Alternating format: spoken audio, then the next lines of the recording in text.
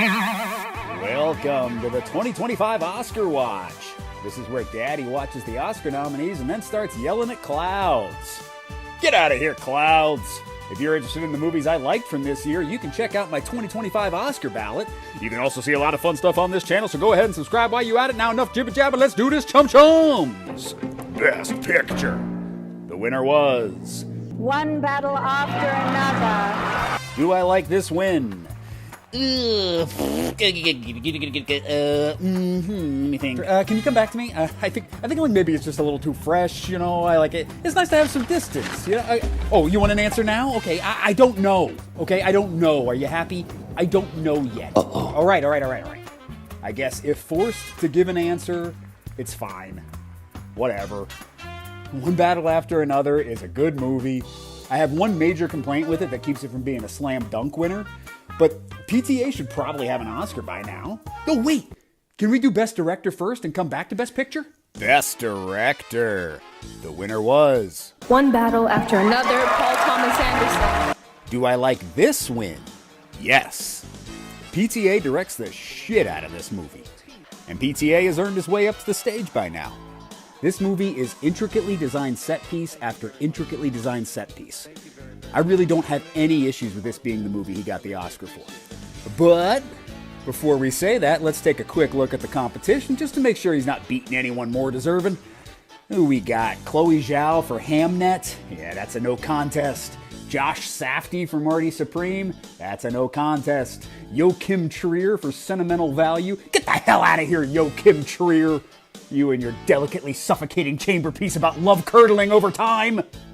Ryan Coogler for Sinners. Uh-oh, we got ourselves a fight. Quick shameless plug, my next video is going to be about the 1982 Oscars. Hey, why not subscribe so you don't miss it? In preparation for that video, I was watching some Siskel and Ebert reviews, and in their Oscar special, they did something I'm going to steal. They used instant replay to show why they liked a certain performance. It was actually very bad television. Like, I understand what they were doing, and like, you know, television was in its infancy, instant replay was probably new, but really what they were doing was just showing a clip, and then they showed the same clip, but they talked over it. And they like described every single gesture that Paul Newman was doing. Has the drink. Now I like what he does with the handkerchief here, or the napkin, whatever that is. It was really a stupid idea. But back in the day, you know, you would just watch whatever was on the TV. And you know what? As dumb as this is, I love it.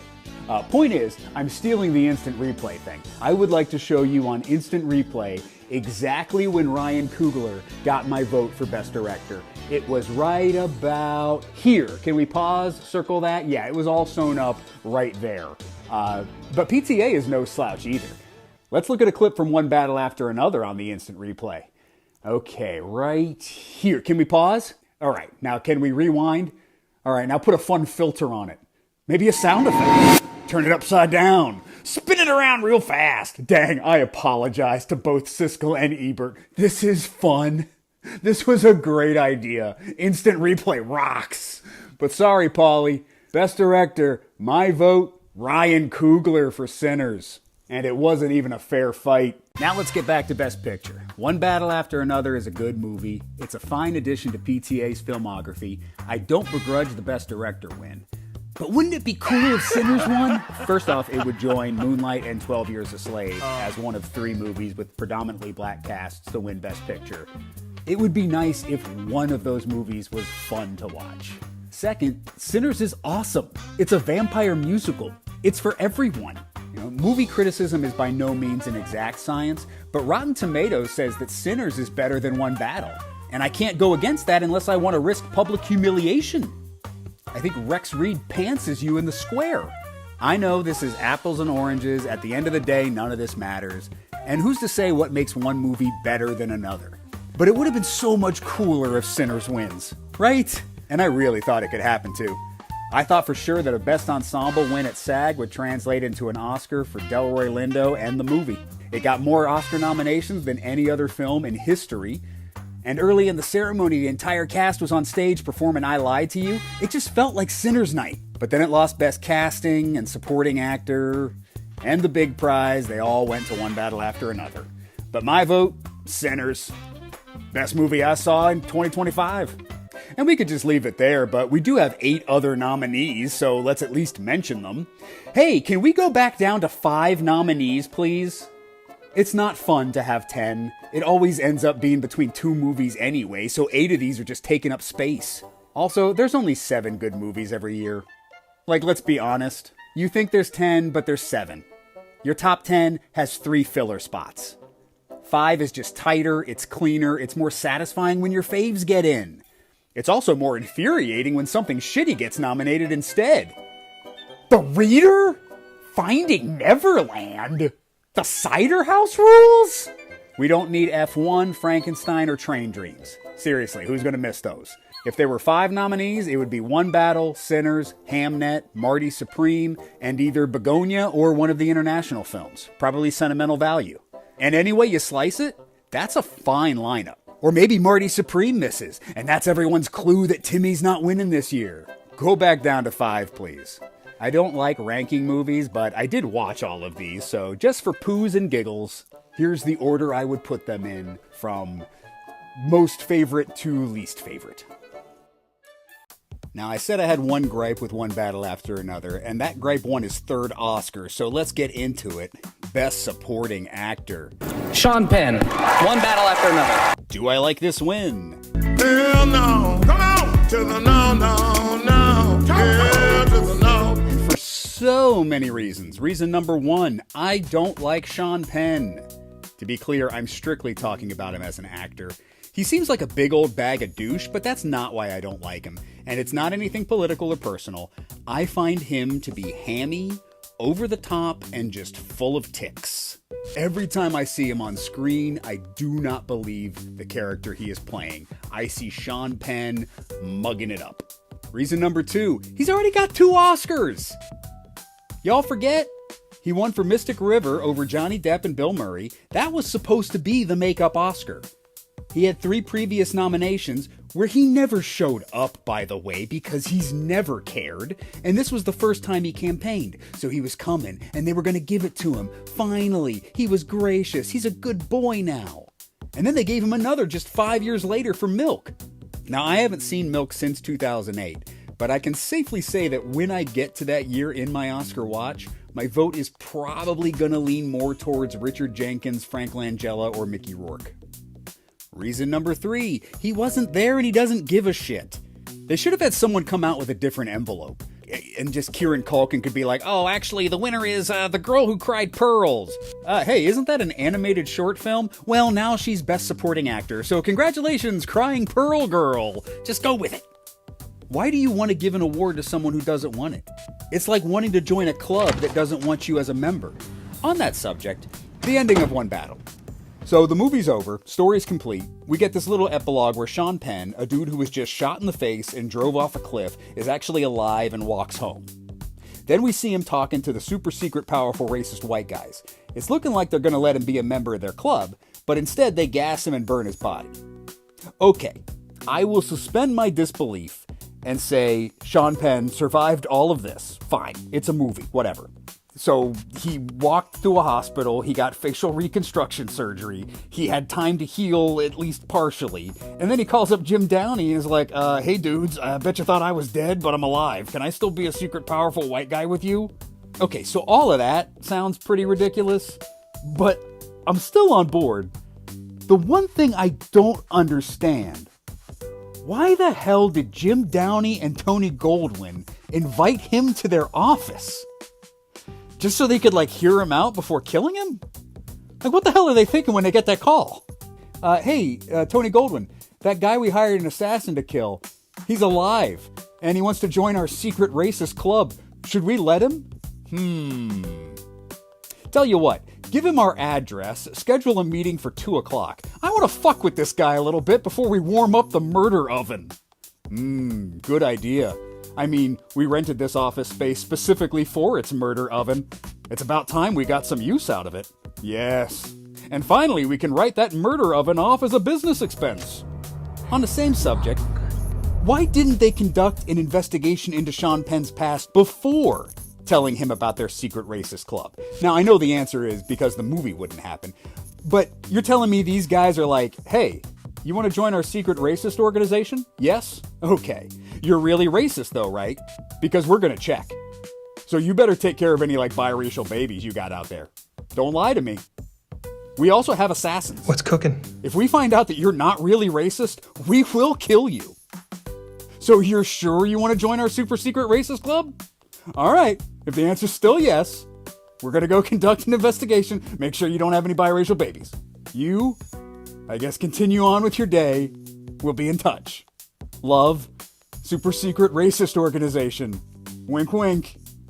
I guess what I'm trying to say is I just really don't understand how the Christmas Adventurers Club conducts business.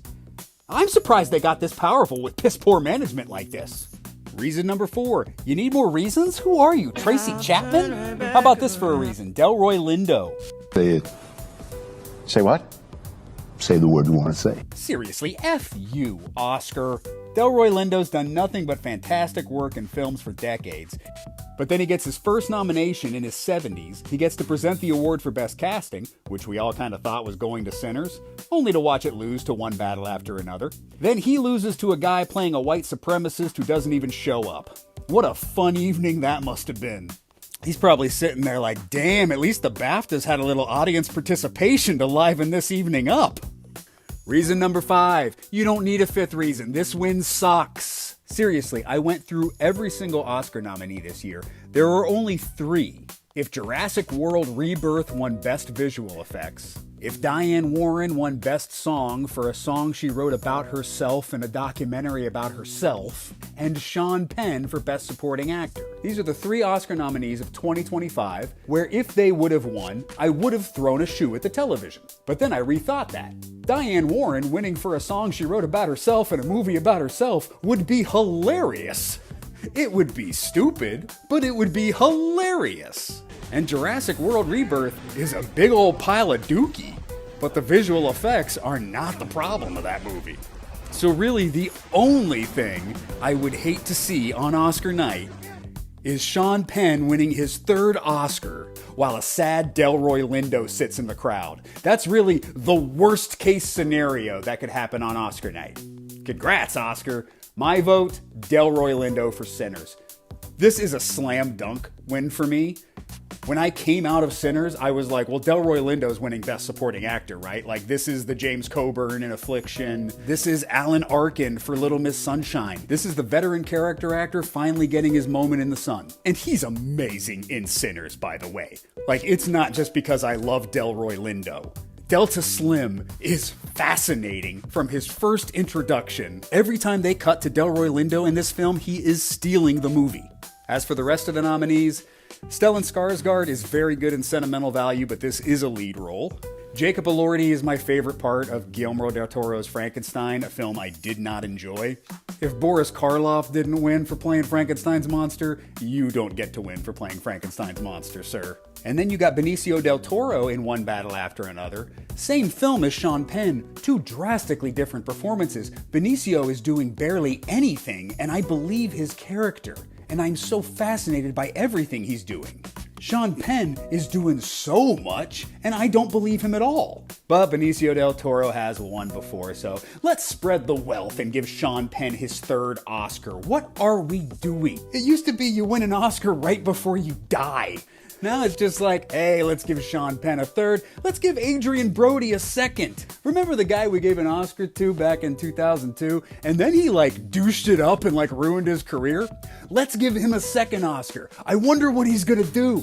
Oh my God, he douched it up. Please turn the music off. I've done this before. Thank you. Why don't we give Adrian Brody a 3rd Oscar? That way him and Sean Penn can perform a duet of those hippie fuck sticks. I don't know what they're called, but when you see hippies on a college campus and they're like, do they still play that? It's not hacky sack, but it's like hacky sack with sticks. But they can get all their Oscars together and they can fucking play that and they can entertain Delroy Lindo in the crowd.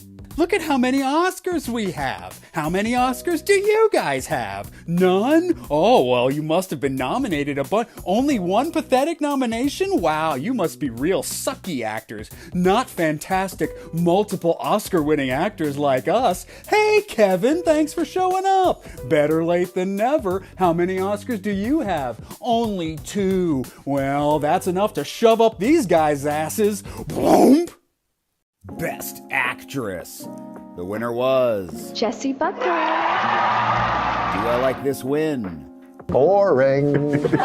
Is Jessie Buckley good in Hamnet? Yeah. Did she earn this Oscar? Yeah. Do you want to see my live reaction to Jessie Buckley winning an Oscar? Jessie Buckley. This is the first Oscar win and second nomination. That's the Kuleshov effect, bitch! Didn't know you was gonna learn something today.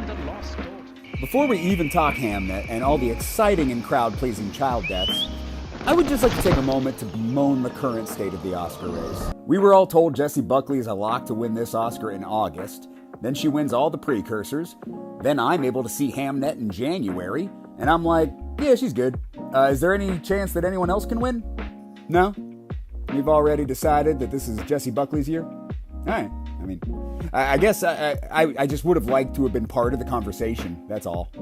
Don't worry about me, I'll just be over here watching movies and stuff. Y'all seen Companion? Came out earlier in the year. Sophie Thatcher's really good. You want to talk about her? No? Alright, it's just Jessie Buckley? No other options? I mean, there's going to be 5 nominees, right? So, like, technically we can pick somebody else. No, it's just Jessie Buckley, okay. No, don't get me wrong. This is like really, really fun. I can't wait to see her 5th televised acceptance speech.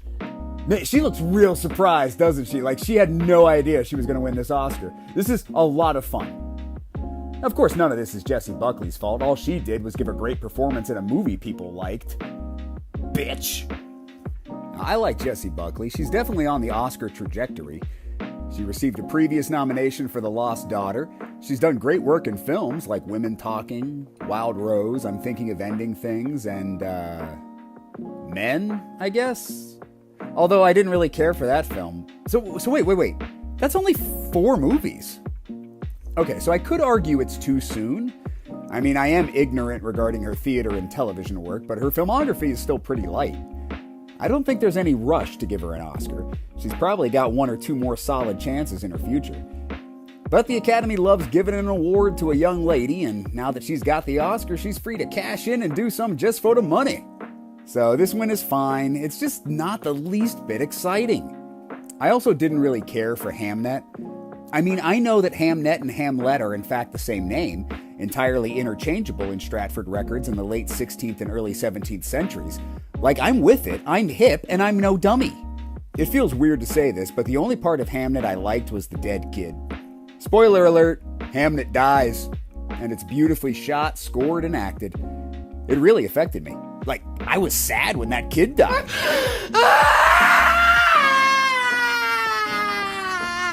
But then there's all that Shakespeare stuff, and I kind of don't get it. Like, it's not like I'm confused. I don't want to sound like a dummy dum-dum. But is it weird that she comes to her husband's play at the end of the movie and is like, "What is this? Some kind of witchcraft?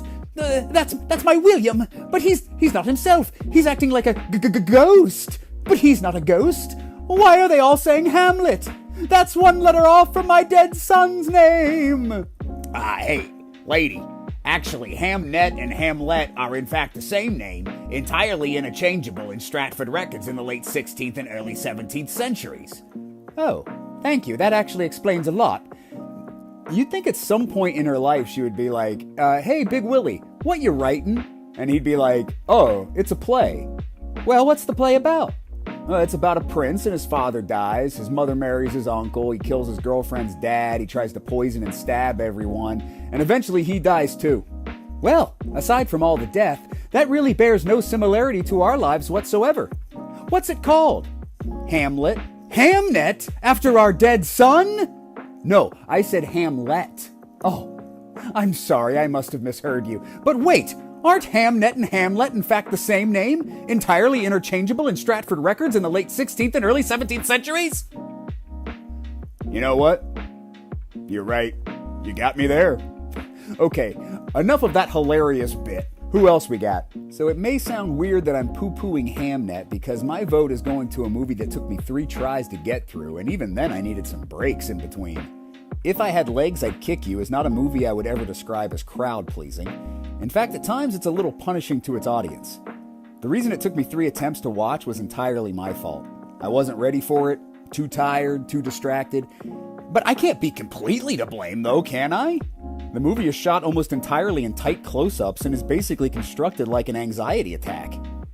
It's a challenging film, but a rewarding one, and some of the visuals have stayed with me long after the movie is over. And Rose Byrne is fantastic, easily getting my vote. My vote, Rose Byrne. If I Had Legs, I'd Kick You. It takes an extraordinary actress to hold this film together. A lesser actor couldn't engage an audience enough to let their patience be tested as long as the makers of this film like to test you. And let's look at Rose Byrne's Oscar trajectory. Oh right, she does silly comedy, so we can't respect her the same way. Get Him to the Greek, Bridesmaids, Neighbors, Spy. These are all comedies where Rose Byrne gives real and honest performances. Now, I'm not saying she should have been nominated for any of these, but you can clearly see why Jessie Buckley is treated like the more serious actor. And I disagree with that assessment, just in case anyone was confused. If I were to engage in conspiracy theory for a moment, I might wonder out loud if the Academy even watched If I Had Legs, I'd Kick You. It's not an easy sit, especially if you're going in cold, but watching the first 10 minutes is enough to put Rose down as a name check. So I wouldn't be surprised if people just put her down because they liked her. I also don't understand how she won a Golden Globe for Best Actress in a Comedy Musical. When are y'all giggling? I didn't sing in this movie, guys. I think you saw that Rose Byrne and Conan O'Brien were in a movie together and just assumed comedy. You make an ass of you and me. But now's not the time to get into what the Golden Globes find funny. As for the rest of the nominees, I loved Renata Reinsva in Sentimental Value. It feels weird having her in lead actress when Stellan is in supporting, but nobody cares about category fraud anymore, just as long as she's nominated. If it weren't for the fact that she already has 2 Oscars, I'd be voting for Emma Stone in Bugonia. This is hands down my favorite performance in the category. The way she switches her intent and motivation on a dime is amazing to watch. She's able to stay ahead of every twist and turn in the script, so by the time her truth is finally revealed, it all makes sense somehow. But there's no way Emma Stone can win a 3rd Oscar before any of these ladies has won. You see what I did there? I showed restraint. I really do think that Emma Stone is the best in this category. And I didn't agree with her first 2 wins. I thought the La La Land win was a mistake, and I thought the Poor Things win was too soon. The Oscars should have waited, and now it would have to be a weak category or an unquestionably superior performance for me to consider giving Emma Stone a 3rd Oscar. Now, if anyone's confused, I'm using this as like a comparison to Sean Penn winning his 3rd Oscar over 2 guys who may not get another chance. Just so you understand the dots I'm trying to connect here. And finally, we have Kate Hudson in Song Sung Blue. That's right, the fake Neil Diamond biopic. And you know what? It's pretty good. I liked it. Kate Hudson's not hurting anyone by being here, so I don't hate this nomination. It is weird. This spot could have gone to Chase Infinity, Amanda Seyfried, Eva Victor, or Jennifer Lawrence based on precursors. But Kate Hudson got it. It's really no harm, no foul, since we all knew who was winning anyway. Congratulations, Jessie Buckley. I can't wait until you win your 2nd Oscar over some dumb old veteran character actress. Who's it gonna be? Sigourney Weaver, Annette Bening, Glenn Close? How about Catherine Keener finally gets her best shot at an Oscar, but Jessie Buckley needs to win her 2nd? That'll be a lot of fun. Man, I love the Oscars. Best Supporting Actress. The winner was... Amy Madigan. Do I like this win? Yes. This is what the supporting category should be about. A character actor showing up in a movie and just eating everyone's lunch. I guess if we can't get Delroy an Oscar, we can at least have Academy Award-winning Aunt Gladys. Aunt Gladys, instantly iconic. As soon as I saw Weapons, I thought, well, I'm giving her Best Supporting Actress, but those wussy Oscars will never do it. Then they do it. And I'm like, whoa, up high, bro. Weapons rules, Aunt Gladys rules. Awesome choice. I love when an older actor wins for chewing. Jack Palance, Walter Houston, Allison Janney, Jamie Lee Curtis, Ruth Gordon. When I saw her husband Ed Harris sitting there, I was like, where's his Oscar? Then I remembered he lost for Truman Show to James Coburn. Bad luck, Ed. He ran into an older and chewier character actor, just chewing his way to glory. Let's talk about the other nominees. From Sentimental Value, we have Inga Ibsdottir Ilias and Elle Fanning. I like both of these nominations. I want to go out on a limb and say if Elle Fanning wasn't nominated, I think Inga Ibsdottir Ilias has more of a chance of winning. But that could just be my Oscar conspiracy brain working. Tiana Taylor is very good in One Battle After Another. I thought Tiana Taylor was going to win this. I thought that would be One Battle's acting win, but unfortunately I was wrong. Wunmi Mosaku in Sinners, I don't quite understand. It's not that I don't like the performance, but I was more on the Haley Steinfeld train. But my vote, Amy Madigan, Weapons. Good job, Oscars. Best Actor. The winner was Michael B. Jordan. Do I like this win? Hells yeah. This is an instance where I voted differently, but I am so much happier with the outcome. For the record, this is a damn fine lineup. I would swap Wagner Moura or Timothée Chalamet for Jesse Plemons in Bugonia, but this is the Oscars. You never get everything you want. So getting it out of the way, my vote, Ethan Hawke, Blue Moon. I loved Blue Moon, and this is my favorite Ethan Hawke performance in a career of great Ethan Hawke performances. This dude should have an Oscar by now, so that's where my vote was going into Oscar night. I was rooting for Ethan Hawke, but mainly because I thought we were getting Oscar winner Timothée Chalamet. So I was voting for my favorite, but also realizing that my vote doesn't matter because this was going to be the year they finally anointed Sir Timmy. Marty Supreme seemed tailor-made to get him an Oscar, and I would have sighed and rolled my eyes had they given it to him, but I would have been happy. I mean, that might not be the best word to use, but I would have been satisfied that I never had to hear that this kid is overdue. He's only been allowed to rent a car with no loopholes for 5 years, so let's chill on the narratives a little bit, okay? Richard Burton never won, Peter O'Toole never won, they made Paul Newman wait until he was in his 60s. You, sir, are in no way overdue. You, sir, still got some dues that need a paying. I also don't hate Chalamet. I don't want anyone to come at me for dissing this kid. I thought he was good in Marty Supreme. That role is perfect for his energy, and I really believed him as an entitled little prick who thinks he's better than everyone. Go figure. I also liked him in Bones and All, and a few other roles, but I'm not engraving his names on any plaques quite yet. Who do you think you are? I didn't see you living inside a bear, putting on fake teeth or pounds of makeup, and last I checked, Marty didn't have no terminal illness. So how you think you getting an Oscar just for wearing a little John Waters stash? You know Timmy's gonna get real fat in the next 10 years to play William Howard Taft in some real crappy biopic we all gonna have to pretend to like. Nah, you gonna have to wait like Leo, my man. This guy tried everything to get an Oscar. Finally got it. Then he started giving natural and nuanced performances that the Oscars no longer care about.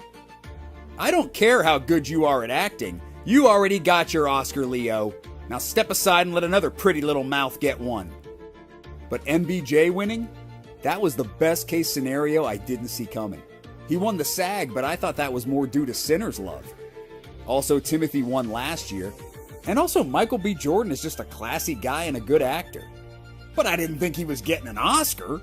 And honestly, I underestimated him too. I had him in my top 5 for Best Actor, but mainly because he headlined my favorite movie of the year. It would be weird if I snubbed him. But I didn't really have him in winning contention. I picked Jesse Plemons for my awards, but I would have gone Ethan Hawke or Leo, who hasn't won my award yet, before I gave it to Michael B. Jordan. It wasn't until I watched the VFX breakdown for Sinners and realized the amount of acting he did. Now, he plays twins in the film, and this is probably going to sound dumb as soon as it leaves my mouth, but I did really forget that it was just one guy. Smoke and Stack look the same, but they are two completely different people, and I was never confused as to which one I was watching. And that's a testament to Michael B. Jordan being damn good in this movie. So even though my vote was Ethan Hawke, I am so stoked that this happened. Great job, Oscars. As for the rest, One Battle and Sinners traded off wins throughout the night. One Battle won editing, fair. Sinners won cinematography, fair. One Battle won the brand new casting category. I would have voted Sinners myself. And this is about the time in the ceremony when I realized One Battle was taking Best Picture. Sinners wins score, no doubt. Luckily, we got 2 screenplay categories, so no matter what happened in Best Director, we were all but guaranteed that both PTA and Ryan Coogler would get Oscars. Although I would like to shout out the scripts of Blue Moon and Bugonia as worthy contenders in their respective categories. Frankenstein walked home with production design, makeup, and costumes. All fine choices, although production design could have gone to either One Battle or Sinners. Both have very detailed set design that serve their films well. K-pop Demon Hunters wins Best Song and Best Animated Feature, both well deserved. F1 wins Sound because them cars really go vroom vroom. And finally, Avatar 3 wins Best Visual Effects in a stunning upset, which caused Sigourney Weaver to get all emotional for some reason. Avatar Fire now. Like what, she didn't know Avatar was winning Best Visual Effects? I wonder what would happen if the winner was The Lost Bus. She probably would have just said Avatar anyway. I smell another envelope gate. In fact, this is clearly a conflict of interest. The Academy should not have let this happen. Sigourney Weaver is in Avatar 3. She should not be announcing this category. And that's it. All in all, a good collection of nominees. I liked One Battle After Another, but I have a feeling Sinners is going to be the more well-remembered film. Prove me wrong, history! I'll see you next time for the 1982 Oscar Watch, but more importantly, my 1982 Oscar Ballot, where we talk about the movies that should have been nominated. Who else here loves Night Shift? Alright, love you, buddy. Peace.